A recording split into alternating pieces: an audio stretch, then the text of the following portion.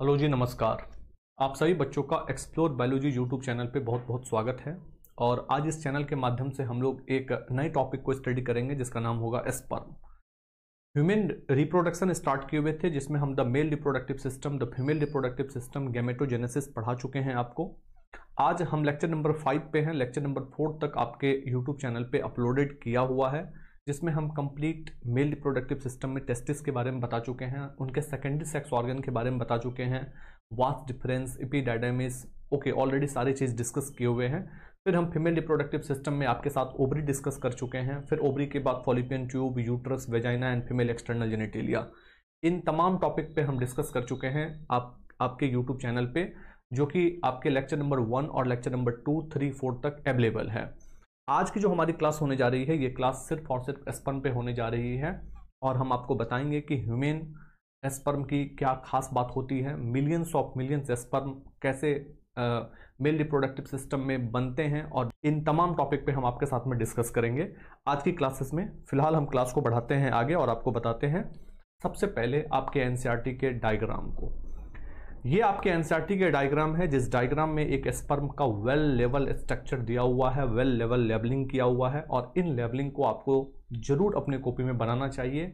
अगर आप इस लेबलिंग को बनाते हैं तो आने वाले जो भी कंपटीशन एग्जाम होंगे, आने वाले जो भी बोर्ड के एग्जाम होंगे, उन एग्जाम में यहां से क्वेश्चन पूछने की प्रोबेबिलिटी ज्यादा रहती है। आप देख पा रहे हैं कि ह्यूमन स्पर्म जो होते हैं, इस ह्यूमन स्पर्म के अंदर में, इन ह्यूमन स्पर्म के अंदर में क्या होते हैं, प्लाज्मा मेम्ब्रेन होते हैं, एक्रोसोम होती है, न्यूक्लियस कंटेनिंग क्रोमोसोम मटेरियल होते हैं, और ये सभी के सभी चीज कहां होते हैं, एक स्पर्म के हेड में होते हैं। इनके बाद इनमें एक पार्ट आता है जिनको हम लोग नेक बोलते हैं, फिर मिडिल पीसेज होते हैं, और मिडिल पीसेज के अंदर में माइटोकॉन्ड्रिया होते हैं। माइटोकॉन्ड्रिया को पावर हाउस ऑफ सेल बोला जाता है। And mitochondria energy sources for swimming. याद रखना है, एक स्पर्म को लगभग 30 सेंटीमीटर जो है ना, वो वेजाइना से फॉलिपियन ट्यूब तक पहुंचने की दूरी होती है, और वहां तक एक स्पर्म को पहुंचने के लिए जो एनर्जी मिलती है वो एनर्जी माइटोकॉन्ड्रिया से मिलती है। फाइनली तो उसे फ्रुक्टोज के द्वारा एनर्जी मिलती है, बट याद रखिएगा स्विमिंग के लिए उसे माइटोकॉन्ड्रिया एनर्जी देती है। एंड लास्ट पार्ट होते हैं टेल। याद रखना है, ये एनसीईआरटी के डायग्राम है और बहुत ही इंपॉर्टेंट डायग्राम है। इन डायग्राम को आपको अपने दिमाग में और अपने कॉपी में बना करके नोट रखना है। ओके, चलिए अब हम आपको एक स्पर्म के दूसरे स्ट्रक्चर की ओर लेके चलते हैं, जिसमें हम आपको दिखा रहे हैं एक स्पर्म के अंदर में पहले पार्ट जो होते हैं वो होते हैं हेड, और हेड के अंदर में होते हैं न्यूक्लियस। आपको पता होना चाहिए कि जो न्यूक्लियस होते हैं वो प्रो न्यूक्लियस होते हैं, हैप्लॉइड होते हैं, ना कि डिप्लॉइड होते हैं। ये एन क्रोमोसोम होती है इसके अंदर में याद रखना है। एक्रोसोम्स होते हैं, और इन एक्रोसोम्स के अंदर में बहुत सारे इंजाइमेटिक लिक्विड भरे होते हैं, और ये इंजाइमेटिक लिक्विड जो होते हैं फर्टिलाइजेशन के वक्त में काम करते हैं जोना बेलोसोइडा के ऊपर में। ओके, माइटोकॉन्ड्रिया आप देख पा रहे हैं, स्पाइरल शेप है, स्पाइरल अरेंजमेंट किया हुआ है। मिडिल पीसेज आपको नजर आ रही है, नेक नजर आ रही है, नेक के अंदर में आपको सेंट्रियोल्स नजर आएंगे, प्रॉक्सिमल सेंट्रियोल्स, डिस्टल सेंट्रियोल्स। ये आपको कंप्लीट प्लाज्मा मेम्ब्रेन नजर आ रही है, जो कि सेल मेम्ब्रेन भी कहलाता है। तो पूरे स्पर्म के ऊपर में एक कवरिंग होती है, जिस कवरिंग को हम लोग प्लाज्मा मेम्ब्रेन बोलते हैं। स्पर्म के आपको टेल नजर आ रहे हैं। तो मुख्य रूप से आप देख रहे हैं कि जो स्पर्म है वो स्पर्म के 4 पार्ट होते हैं। पहले पार्ट हेड होते हैं, दूसरे पार्ट नेक होते हैं, तीसरे पार्ट मिडिल पीसेज होते हैं, और चौथा पार्ट टेल होता है। याद रखना है, स्पर्म जो होती है वो एक ऐसी सेल होती है जिसमें फ्लैजिला प्रेजेंट होते हैं। याद रखना है ह्यूमन बॉडी के केस में। अगर आप इस चैनल पे नए हैं तो इस चैनल को आप सब्सक्राइब कर दीजिए, बेल आइकन को हिट कर दीजिए। अगर आपको ये वीडियो पसंद आ रही है तो आप लाइक कर दीजिए, शेयर कर दीजिए। आप अगर हमारे साथ में जुड़ना चाहते हैं, अगर इस YouTube क्लास का अगर आपको नोट्स चाहिए, PDF चाहिए, तो आप हमारे PDF के लिए हमारे टेलीग्राम चैनल को ज्वाइन कर सकते हैं। टेलीग्राम चैनल का जो लिंक है वो आपके डिस्क्रिप्शन में दिया हुआ है। आप डिस्क्रिप्शन को चेक करेंगे, वहाँ पे आपको एक पिन फॉर्म में लिंक मिल जाएगा। उस लिंक पे जैसे ही क्लिक करेंगे आप हमारे साथ जुड़ जाएंगे, जहाँ पे हम जितने भी हमारे यूट्यूब के क्लासेज होते हैं उन यूट्यूब के क्लासेस के जो PDF होते हैं वो हम आपके साथ शेयर कर देते हैं। ओके, चलिए अब हम बात करते हैं स्पर्म स्ट्रक्चर की। सबसे पहले हम बात करते हैं कि sperm is a microscopic structure. Sperm को आप अपने नग्न आंखों से नहीं देख सकते हैं। स्पर्म को देखने के लिए हम किसी न किसी सूक्ष्मदर्शी यंत्र यानी कि माइक्रोस्कोपिक इंस्ट्रूमेंट का यूज करते हैं। Structure is composed of head, neck, middle pieces and tail. तो एक स्पर्म के केस में मुख्य रूप से 4 भाग होते हैं। पहले भाग को हेड बोलते हैं, दूसरे भाग को नेक बोलते हैं, तीसरे भाग को मिडिल पीसेस बोलते हैं एंड चौथे भाग को टेल बोलते हैं। And a plasma membrane involves the whole body of a sperm. पूरे स्पर्म के ऊपर में प्लाज्मा मेम्ब्रेन की एक कवरिंग होती है। प्लाज्मा मेम्ब्रेन को ही सेल मेम्ब्रेन बोलते हैं, याद रखना है। प्लाज्मा मेम्ब्रेन को सेल मेम्ब्रेन भी बोला जाता है, cell membrane. And sperm remain the viable for the 70 hours but can the fertilize the ovum in the first 12 to 40 hours only. याद रखना है कि स्पर्म की जो लाइफ स्पेन होती है वो मात्र 72 घंटे होती है, और 72 आवर में फर्स्ट 12 to 14 आवर्स जो होती है ये कैपेबल होती है एक सेकेंडरी oocyte को फर्टिलाइज करने के लिए, याद रखिएगा। And measuring about the 50 micrometre of long. एक स्पर्म की जो लंबाई होती है वो लगभग 50 माइक्रोमीटर के आसपास में देखने को मिलती है। इस डायग्राम के माध्यम से भी हम आपको बता देना चाहते हैं। आप देख सकते हैं कि स्पर्म के सबसे ऊपर वाले पार्ट एक्रोसोम है, जिसके अंदर में एंजाइमेटिक होते हैं, जिसके अंदर में एंजाइम्स होते हैं। इसको एंजाइमेटिक नाइफ भी बोला जाता है। याद रखना है आपको कि जो एक्रोसोम होते हैं इसे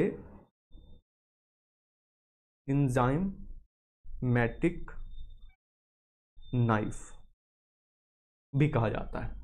ओके, यहां पे फिर आपको सेल मेम्ब्रेन नजर आ रही है और यहां पे आपको न्यूक्लियस नजर आ रहे हैं। एक्चुअली में ये जो न्यूक्लियस होते हैं इनमें क्रोमोसोम N होती है और ये हैप्लोइड होते हैं, ना कि डिप्लॉइड होते हैं। एक स्पर्म के फ्रंट व्यू आपको दिखाया जा रहा है और एक स्पर्म के आपको साइड व्यू दिखाया जा रहा है, यानी कि लेटरल व्यू दिखाया जा रहा है और आपको एंटीरियर व्यू दिखाया जा रहा है, फ्रंट व्यू दिखाया जा रहा है। तो इस स्लाइड के ऊपर में हमने आपको बताया कि जो स्पर्म होते हैं उसके मुख्य रूप से 4 भाग होते हैं। पहले वाले भाग होते हैं हेड, दूसरे वाले भाग होते हैं नेक, तीसरे वाले भाग होते हैं मिडिल पीसेज और चौथे वाले भाग होते हैं टेल। फिर मैंने आपको बताया कि जो कंप्लीट स्पर्म होती है वो एक मेम्ब्रेन से कवर्ड होती है, जिस मेम्ब्रेन को हम लोग सेल मेम्ब्रेन या प्लाज्मा मेम्ब्रेन बोलते हैं। एक स्पर्म की जो लाइफ स्पेन होती है वो 72 आवर्स होती है, 40 से लेकर के 12 आवर्स तक, यानी कि 12 से लेकर के 14 घंटों तक जो स्पर्म की लाइफ होती है वो एक सेकेंडरी oocyte को फर्टिलाइज करने के लिए रिस्पॉन्सिबल होती है। एक मेल स्पर्म की जो लंबाई अगर देखेंगे हम लोग, लेंथ देखेंगे तो लगभग 50 माइक्रोम्यू हमें देखने को मिल जाती है। And the sperm the head consist and, अब जो है ना हेड जो है ना, ध्यान लगाइएगा, head consist and the elongated the haploid nucleus. Head के अंदर में हैप्लॉइड न्यूक्लियस है यानी कि N है, and the anterior portion of which is the covered by the cap like structure called the acrosome. और याद रखना है उसके ऊपर में एक स्ट्रक्चर होती है जिसे हम लोग एक्रोसोम बोलते हैं, और एक्रोसोम के अंदर में भरे होते हैं एंजाइम्स। और यही एंजाइम्स जो होते हैं जब सेकेंडरी oocyte के पास में ये स्पर्म पहुंचता है तो उसके पहले लेयर जोना पेलुसिडा वाले लेयर को ये क्या करता है, डिसॉल्व कर देता है। इसके अंदर में हाई एलुरोनोडेज एंजाइम्स होते हैं, जोना लाइसिन होते हैं, कैथेप्सिन होते हैं, बहुत सारे ऐसे एंजाइम्स होते हैं जो एंजाइम्स इस एक्रोसोम के अंदर में पड़े रहते हैं। और आपको याद रखना है कि जो एक्रोसोम होते हैं ये गोल्जी कॉम्प्लेक्स से बनते हैं, ये गोल्जी कॉम्प्लेक्स से बनते हैं, याद रखिएगा इस चीज को भी आप। And the acrosome secrete the hydrolytic enzymes like the zona lysin, hyaluronidase enzymes the which help in the penetrating the egg during the fertilisation. आपको पता होना चाहिए कि एक स्पर्म जो होती है उसके ऊपर में एक्रोसोम होते हैं और उस एक्रोसोम के अंदर में क्या होते हैं, एंजाइम्स होते हैं। और एक ओभा जो होती है, इस ओभा के सबसे पहले वाले लेयर जो होते हैं वो होते हैं zona pellucida.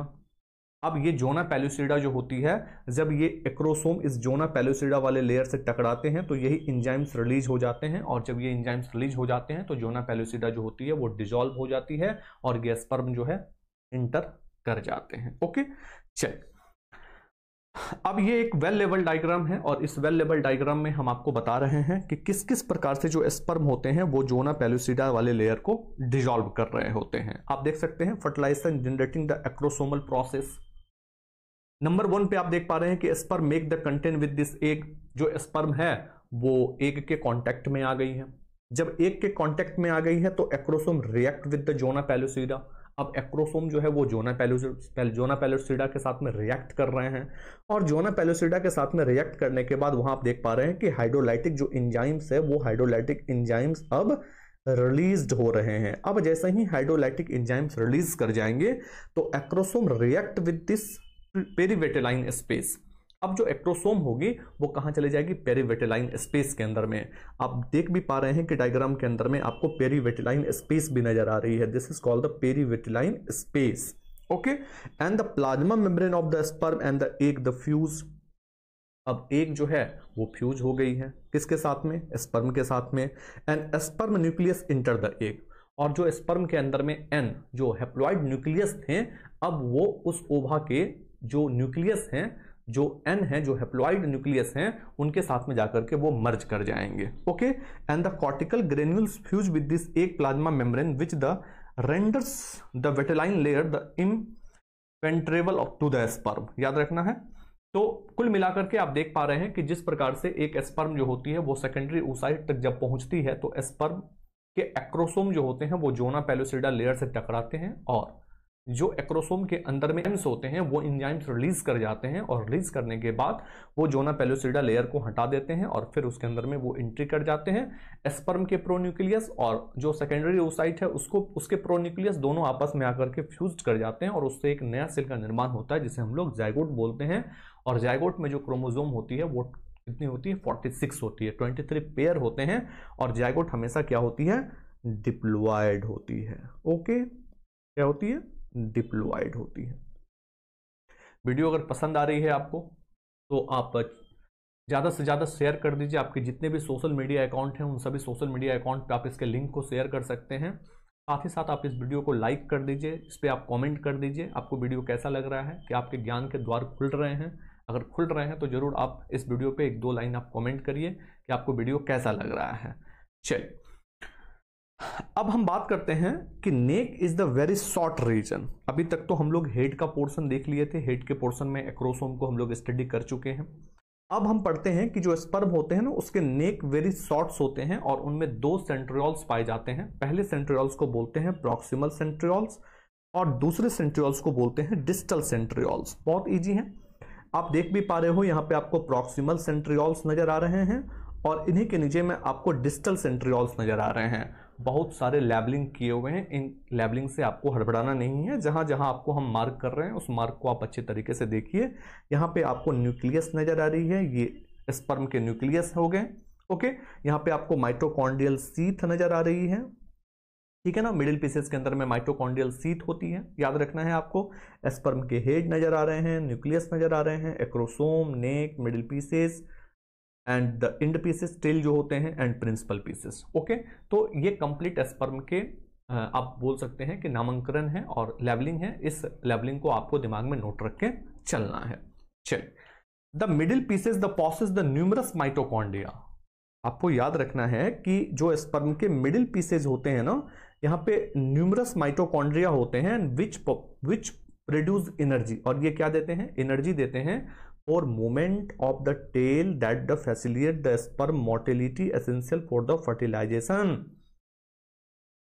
Female reproductive system के अंदर में जब स्पर्म को डिपॉजिट किया जाता है तो एक स्पर्म को लगभग 30 सेंटीमीटर की दूरी को तय करना होता है, जिस कारण से वो सेकेंडरी oocyte तक पहुंच सके। और उस 30 सेंटीमीटर की दूरी को तय करने के लिए स्पर्म के पास में बहुत लिटिल अमाउंट में एनर्जी होते हैं, तो सभी स्पर्म जो होते हैं वो सेकेंडरी oocyte तक नहीं पहुंच पाते हैं। लेकिन जो भी स्पर्म सेकेंडरी oocyte तक पहुंच पाते हैं उनमें भी बहुत कम एबिलिटी होती है कि वो सेकेंडरी oocyte के न्यूक्लियस तक पहुंच सके। तो एक स्पर्म को मूवमेंट कराने के लिए एक स्पर्म के पास में टेल होते हैं, याद रखना है, एक स्पर्म के पास में टेल होते हैं। और जो मिडिल पीसेज होते हैं स्पर्म के, वहां पे माइटोकॉन्ड्रिया होते हैं, जो माइटोकॉन्ड्रिया उसे एनर्जी देने का काम करते हैं। It has the many mitochondrial spiral coil the ribbon cord around the axial filament. याद रखना है कि जो माइटोकॉन्ड्रिया होते हैं वो माइटोकॉन्ड्रिया का अरेंजमेंट कुछ इस प्रकार से होता है, और इस प्रकार के अरेंजमेंट को हम लोग बोलते हैं निबेन कर्ड, और खास करके ये इंसेक्ट में देखने को मिलता है। The tail is the long cylindrical tapering structure format the cytoplasm. याद रखना है थिक साइटोप्लाज्म होते हैं पूरे स्पर्म के टेल रीजन में, और टेल जो होती है वो मूवमेंट कराने के लिए होती है, जो कि लॉन्ग होती है और सिलेंड्रिकल होती है। The human male ejaculated about the 200 to 300 million sperm during a coitus of which the normal fertility. याद रखना है कि नॉर्मल फर्टिलिटी के केस में जो स्पर्म होती है वो 200 to 300 मिलियन स्पर्म प्रोड्यूस किए जाते हैं वन टाइम में। ओके, आप देख पा रहे हैं मोबाइल स्क्रीन के ऊपर में कि जो स्पर्म है ना, इस स्पर्म ये स्पर्म किस प्रकार से मूवमेंट शो कर रहे हैं। ओके, और ये बहुत ही माइन्यूट लेवल पे है, माइक्रोस्कोपिक लेवल पे जब आप इसको देखेंगे तो आपको बहुत सारे ऐसे स्पर्म मिलेंगे जो कि विग्रस एक्टिविटी करते हुए आपको नजर आएंगे। ओके, तो the human male ejaculated about the 200 to 300 million sperm during a coitus of which the normal fertility. एक नॉर्मल फर्टिलिटी के लिए लगभग 200 से 300 मिलियन स्पर्म की आवश्यकता पड़ जाती है। याद रखना है जो सीमेन होते हैं ना वो लगभग 2.5 से लेकर के 5 ml तक वन टाइम में एजुकुलेशन में बाहर आते हैं, और इनके अंदर में लगभग अप्रॉक्स 100 मिलियंस जो होते हैं ना स्पर्म प्रेजेंट होते हैं। ओके, 100 मिलियंस स्पर्म प्रेजेंट होते हैं। 80 to 120 मिलियंस लिखते हैं बहुत सारी बुक, बट आप याद रखना है आपको कि लगभग 2 से 2.5 ml जो स्पर्म होते हैं जो कि वन टाइम में एजुकुलेट किए जाते हैं फीमेल रिप्रोडक्टिव ट्रैक्ट के अंदर में, उसमें 100 मिलियंस स्पर्म देखने को मिल जाती है। जरूरी नहीं है कि 100 ml स्पर्म अगर होंगे तो फर्टिलिटी होगी, और अगर नहीं होंगे तो फर्टिलिटी नहीं होगी, ऐसी कोई जरूरत नहीं है। अगर 60 ml के आसपास में देखने को मिल जाती है तो वो स्पर्म, तो वो जो फर्टिलिटी का चांस होता है वो नॉर्मल केस माना जाता है। ओके, अगर उससे कम होती है तो ओलिगोस्पर्मिया हो जाती है, कभी एजुस्पर्मिया हो जाती है, टेट्राटोजूस्पर्मिया हो जाती है, तो ये आपके साथ में डिस्कस करेंगे। ओके, चलिए। At least the 60% sperm the must have the normal shape. लगभग 60% जो स्पर्म होती है वो नॉर्मल शेप के होते हैं, और 40% स्पर्म जो होती है वो विग्रस मोटिलिटी करती है। ओके, याद रखना है आपको। आप देख पा रहे हैं कि जो स्पर्म है वो किस प्रकार से मूवमेंट शो कर रहे हैं, और ये स्पर्म जो होते हैं वो फीमेल रिप्रोडक्टिव ट्रैक्ट से कहां पहुंचते हैं, जब फीमेल जेनिटल ट्रैक्ट वेजाइना के अंदर में डिपॉजिट किए जाते हैं तो वो फिर यूट्रस के सहारे से, फॉलिपियन ट्यूब के सहारे से कहां पहुंच जाते हैं, इस्थमस एम्फोलिटिक जंक्शन पे पहुंच जाते हैं, जहां पे सेकेंडरी oocyte उसका इंतजार कर रहा होता है। ओके, चलिए अब हम बात कर लेते हैं आपके साथ में स्पर्म एबनॉर्मेलिटी की। ठीक है ना, कि स्पर्म में कौन कौन से ऐसे एबनॉर्मेलिटी होते हैं जिस कारण से जो स्पर्म होती है वो डेड हो जाते हैं, या डबल हेड हो जाते हैं, डबल टेल हो जाते हैं, माइटोकॉन्ड्रिया का अरेंजमेंट अच्छे ढंग से नहीं हो पाता है। तो अब हम इनके बारे में पढ़ लेते हैं कि स्पर्म में कौन कौन से ऐसे एबनॉर्मेलिटी हमें देखने को मिलती है। तो पहले एबनॉर्मेलिटी में हम लोग बात करते हैं एजुस्पर्मिया। अब ये एजुस्पर्मिया क्या होती है कि azoospermia means there is the no sperm count in the person ejaculated. याद रखना है एक व्यक्ति जब सीमेन को वन टाइम में एजुकुलेट कर रहा है तो लगभग 2.5 ml से लगभग 5 ml वो वन टाइम में एजुकुलेट किया, बट उनके अंदर में कोई भी स्पर्म नहीं दिखी, तो वो केस बन जाएगा एजुस्पर्मिया का। और एजुस्पर्मिया का केस के लिए कौन कौन से कॉजेज होते हैं, कौन कौन से कारण होते हैं, तो पहली कारण होती है blockage of the reproductive tract. हो सकता है कि रिप्रोडक्टिव जो ट्रैक्ट है वो उनके ब्लॉक किए हो, जिस कारण से जो स्पर्म है वो पास आउट नहीं हो पा रहा हो। हार्मोनल इम्बैलेंस्ड हो सकता है, हार्मोनल जो प्रॉब्लम हो सकती है, टेस्टिकुलर स्ट्रक्चर में प्रॉब्लम हो सकती है, ज़्यादा हीट के कारण भी स्पर्म का प्रोडक्शन नहीं हो पाता है। तो आप देख पा रहे हैं कि नॉर्मल स्पर्म किस ढंग से हैं और एजुस्पर्मिया का स्पर्म किस ढंग से हैं और कितने कम अमाउंट में पाए जा रहे हैं सीमेन के अंदर में। दूसरे एक एबनॉर्मलिटीज की बात करते हैं ओलिगोस्पर्मिया। ओलिगोस्पर्मिया क्या होती है कि this is the condition where is the man may have a low sperm count as well as the problem with the sperm shape and the sperm movement। याद रखना है ये एक ऐसी कंडीशन होती है जिस कंडीशन के अंदर में लो स्पर्म होते हैं और साथ ही साथ में क्या होती है कि जो स्पर्म के शेप होते हैं और जो मूवमेंट होते हैं वो प्रॉपर ढंग से काम नहीं कर पाते हैं। इस केस को ओलिगोस्पर्मिया बोलते हैं। आप देख पा रहे हैं कि नीचे आपको ओलिगोस्पर्मिया का केस दिखाया जा रहा है। इनके कौन कौन से कारण हो सकते हैं, तो हार्मोनल इंबैलेंस हो सकते हैं, infection of the reproductive tract हो सकती है, रिप्रोडक्टिव ट्रैक्ट के अंदर में किसी भी प्रकार के अगर इन्फ्लामेशन हो जाते हैं तो ओलिगोस्पर्मिया का केस बन सकता है। एनवायरमेंटल कंडीशन हो सकती है, लाइफस्टाइल चॉइसेस हो सकते हैं, अगर आपके लाइफस्टाइल गलत तरीके से हैं तो उस केस में भी ओलिगोस्पर्मिया का केस बन सकता है। नेक्स्ट आते हैं एस्थेनोजूएस्पर्मिया। एस्थेनोजूएस्पर्मिया क्या होती है? Asthenozoospermia is the condition that characterised by the reduced sperm motility and sperm moved abnormally and low count of the sperm.